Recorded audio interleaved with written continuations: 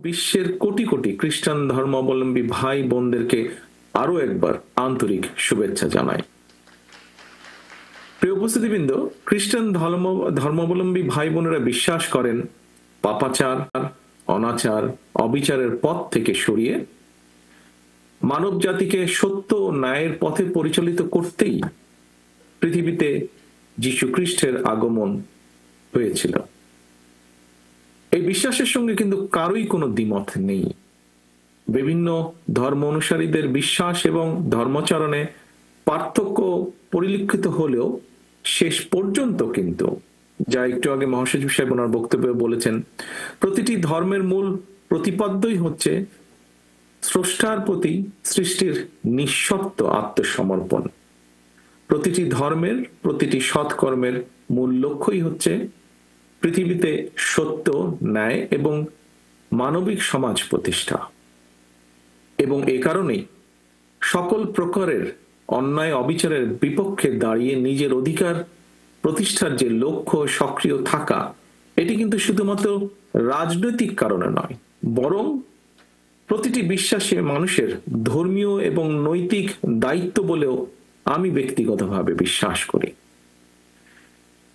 প্রিয় উপস্থিতিবৃন্দ, বাংলাদেশের একজন গর্বিত নাগরিক হিসেবে আমাদের সামনে কিন্তু একটি বিষয় স্পষ্ট, এবং সেটি হলো সাম্য, মানবিক মর্যাদা, সামাজিক সুবিচার। বাংলাদেশের মহান মুক্তিযুদ্ধের এই মূল মন্ত্রে কিন্তু প্রতিটি ধর্মের মর্মবাণীর প্রতিফলন ঘটেছে।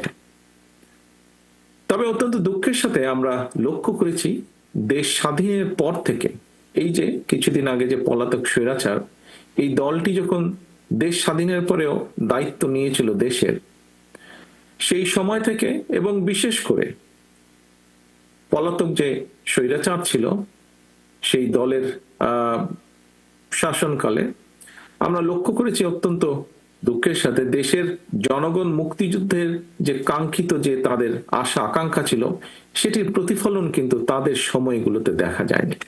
বরং আমরা দেখেছি তারা নিজেদের অবৈধ ক্ষমতাকে দীর্ঘায়িত করতে বিভিন্ন সময় এই পলাতক স্বৈরাচার এবং তাদের দোসররা সংবিধান নামে দেশের সংবিধানকে প্রায় নিজেদের দলীয় সংবিধানে পরিণত করেছিল। এমন বাস্তবতায় বাংলাদেশ জাতীয়তাবাদী দল বিএনপি মনে করে মুক্তিযুদ্ধের মাধ্যমে অর্জিত সংবিধানে সাম্য, মানবিক মর্যাদা, সামাজিক সুবিচারের মূল যে মন্ত্র, সেটিকে অক্ষুণ্ণ রেখে সংবিধানে সময় উপযোগী সংস্কারের কোনো বিকল্প নেই। ফলে সংবিধান সংস্কারের ব্যাপারে অন্তর্বর্তীকালীন সরকারের কাছেও বিএনপি তার সুস্পষ্ট প্রস্তাবনা তুলে ধরেছে, যা পত্রপত্রিকার মাধ্যমে আপনারা সকলেই অবগত আছেন। প্রিয় উপস্থিতিবৃন্দ, জনগণের ভোটে জনগণের কাছে দায়বদ্ধ একটি জনপ্রতিনিধিত্বমূলক সরকার প্রতিষ্ঠার লক্ষ্যে বিএনপি প্রতিটি ক্ষেত্রেই অন্তর্বর্তীকালীন সরকারের প্রতি এখনো তাদের সহযোগিতা এবং সমর্থন অব্যাহত রেখেছে।